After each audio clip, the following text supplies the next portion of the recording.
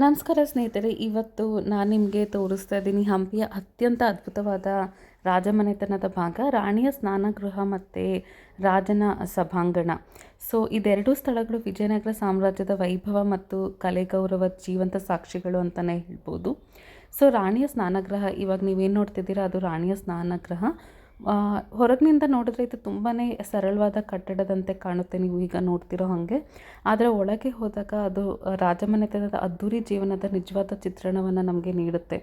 ಮಧ್ಯಭಾಗದಲ್ಲಿ ಒಂದು ದೊಡ್ಡ ಚೌಕಾಕಾರದ ಸ್ನಾನ ಕೆರೆ ಇದೆ, ಸುಮಾರು 15 ಮೀಟರ್ ಉದ್ದ, 1.8 ಮೀಟರ್ ಆಳ.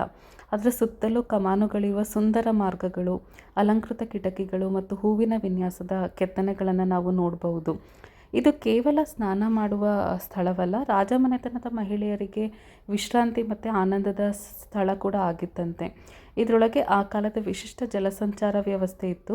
ಕಲ್ಲಿನ ಕಾಲುವೆಗಳ ಮೂಲಕ ನೀರು ಒಳಬಂದು ಹೊರ ಹೋಗ್ತಿತ್ತಂತೆ. ಸೊ ಈ ಕಟ್ಟಡದ ವಿನ್ಯಾಸದಲ್ಲಿ ಹಿಂದೂ ಮತ್ತು ಇಸ್ಲಾಮಿಕ್ ಶೈಲಿಗಳ ಮಿಶ್ರಣವನ್ನು ನಾವು ನೋಡ್ಬೋದು. ಅಂದರೆ ವಿಜಯನಗರ ಕಾಲದಲ್ಲಿ ಕಲೆ ಮತ್ತು ಸಂಸ್ಕೃತಿಯೊಂದರ ಮೇಲೆ ಮತ್ತೊಂದರ ಪ್ರಭಾವ ಎಷ್ಟು ಆಳವಾಗಿತ್ತೆಂಬುದನ್ನು ನಾವು ಸ್ಪಷ್ಟವಾಗಿ ಕಾಣಬಹುದು. ಹೆಸರಿಗೆ ಇದು ರಾಣಿಯ ಸ್ನಾನಗೃಹ ಆದರೂ ಇತಿಹಾಸಕಾರರ ಪ್ರಕಾರ ಇದು ಕೆಲವೊಮ್ಮೆ ರಾಜಮನೆತನದ ಅತಿಥಿಗಳು ಅಥವಾ ವಿಧಿವಿಧಾನಗಳಿಗೂ ಬಳಸ್ತಿದ್ರೇನೋ ಅಂತ ಹೇಳ್ತಾರೆ.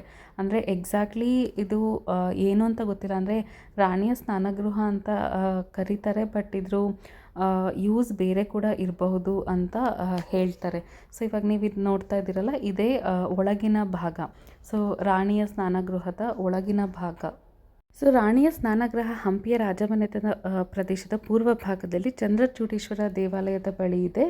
ಸೊ ನಾನು ನಿಮ್ಗೆ ಹೇಳ್ದಂಗೆ ಇದು ಸುಮಾರು 15 ಮೀಟರ್ ಉದ್ದ ಮತ್ತು 6 ಮೀಟರ್ ಅಗಲದ ಚೌಕಾಕಾರದ ನಿರ್ಮಾಣ. ಮಧ್ಯದಲ್ಲಿ ಆಳವಾದ ನೀರಿನ ಕೆರೆ ಇದೆ, ನೀವು ನೋಡ್ತಿದ್ದೀರಲ್ಲ ಅದೇ. ಆಮೇಲೆ ಇದರ ಪ್ರಮುಖ ವಿಶೇಷತೆ ಅಂದರೆ ಜಲವ್ಯವಸ್ಥೆ, ಅಂದರೆ ಆವಾಗಿನ ವಾಟರ್ ಸಿಸ್ಟಮ್.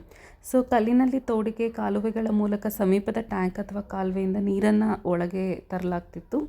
ನೀರು ಅಲಂಕೃತವಾದ ಕಮಾನುಗಳ ಮೂಲಕ ಕೆರೆಯೊಳಗೆ ಹರಿದು ಸ್ನಾನದ ನಂತರ ಸಮರ್ಪಕವಾದ ಒಳಚರಂಡಿ ವ್ಯವಸ್ಥೆ ಮೂಲಕ ಹೊರಗೆ ಹೋಗ್ತಿತ್ತಂತೆ. ಸೊ ಇದು ಆ ಕಾಲದ ಅಭಿಯಾಂತ್ರಿಕ ಕೌಶಲ್ಯ ಮತ್ತು ನಿಖರ ಯೋಜನೆಯ ಉದಾಹರಣೆ ಅಂತ ಹೇಳ್ಬೋದು. ಸೊ ಇದಾದಮೇಲೆ ನೀವೀಗ ನೋಡಬಹುದು ರಾಜರ ಸಭಾಂಗಣ. ಸೊ ಇದು ಕೂಡ ಒಂದು ಇಂಪಾರ್ಟೆಂಟ್ ಸೈಟ್ ಹಂಪಿಲಿ.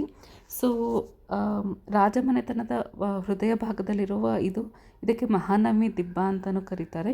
ಇದು ಹಂಪಿಯ ಅತ್ಯಂತ ಎತ್ತರದ ಮತ್ತು ಭವ್ಯವಾದ ವೇದಿಕೆ. ಸೊ ಇದನ್ನು ರಾಜ ಕೃಷ್ಣದೇವರಾಯರು ನಿರ್ಮಿಸಿದರು. ಒಡಿಸ್ಸಾ ರಾಜ್ಯದ ಮೇಲೆ ಜಯಗಳಿಸಿದ ನಂತರ ತಮ್ಮ ವಿಜಯದ ಸ್ಮರಣಾರ್ಥಕವಾಗಿ